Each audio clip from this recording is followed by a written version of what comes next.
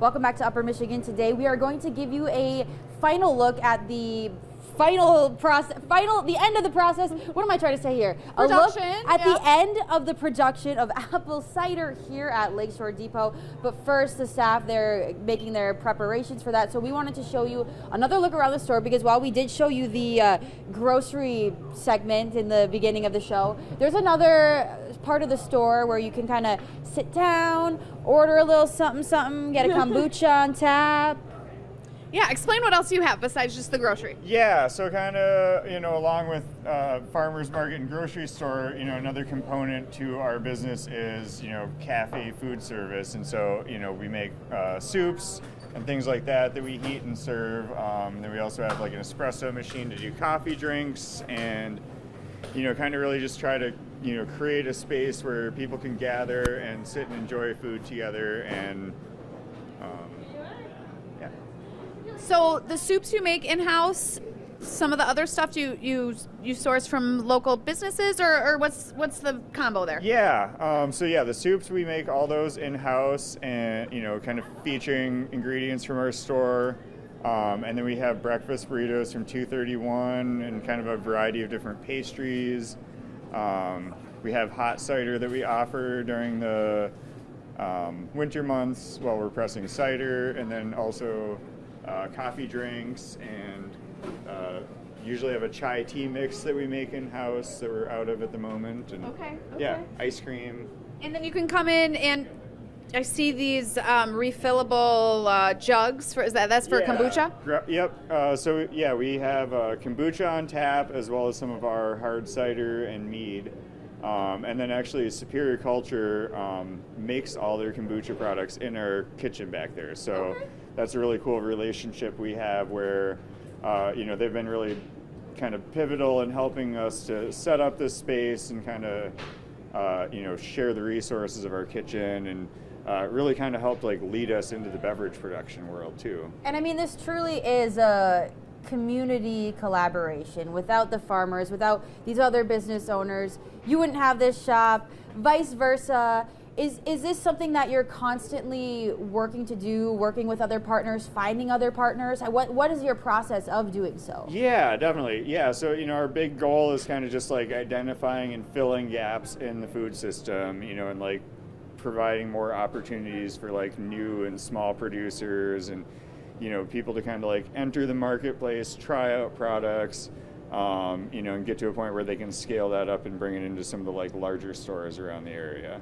How do you get everybody at the same table at the same time to work toward the same mission? Do you all collaborate and get together once a month, or how do you keep those relationships and those conversations going? So at this point, it's kind of been largely driven by my personal vision, and status as the owner or whatever. But I'm really moving forward for ways to kind of engage the community better and, solicit that input and feedback, and, really make sure we're driving this thing in a way that's kind of serving everyone from, diverse backgrounds and groups.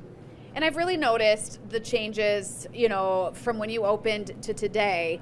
But what about the next 3 years? Do you have a long-term plan and a long-term vision? Yeah, really kind of just continuing to do what we've been doing, refine our operations a bit, and then just really seek that input from the community and guidance on, what could this business be to them? How can we better serve our farmers? How can we better, address food access and inequality for people? And What's the overall response from the community about this place? It's been fabulous. People love it. I get pulled out of the back oftentimes and told, how much people appreciate what we're doing here, and there's a level of buzz and excitement with our staff and the customers that come in, and it's been really cool watching that grow and evolve, and seeing people come down here just excited to share the space together. And this question, I'm sure the answer changes by season, but what's the big draw each season? Do you have a popular item that really brings people in? Definitely. So the number one for us is strawberries in the summer. I don't know about this year, but last year was about 5% of our annual sales was fresh strawberries. Wow. And then, this time of year it's the cider and that, and yeah, kind of we try to like work through the seasons and, rotate.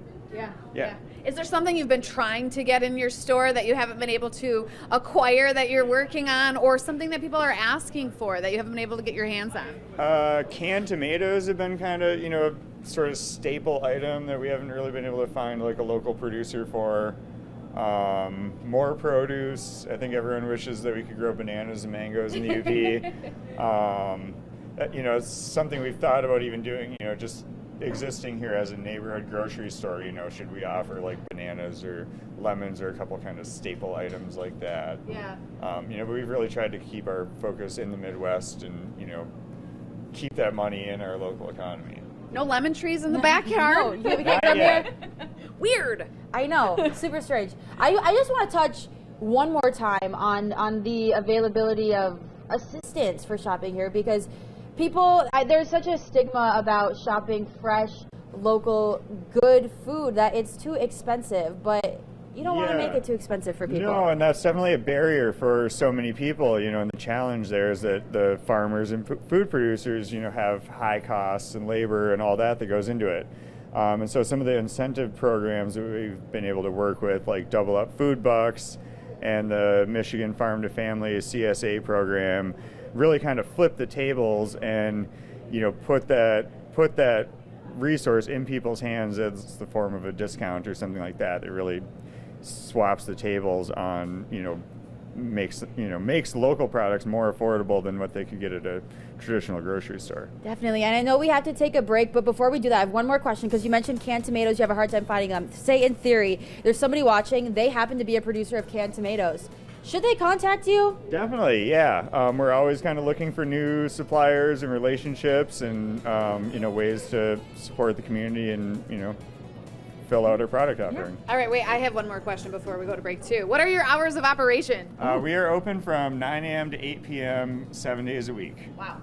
And we will reduce that to 10 to 7 sometime later this fall, kind of going into the winter. Okay, so there you have it. You can come down to Lakeshore Depot. We have one more segment. We want to show you the final you struggled with this too. The final step of the apple cider production. Yes. Because there is one more piece missing of the cider actually going into the jug.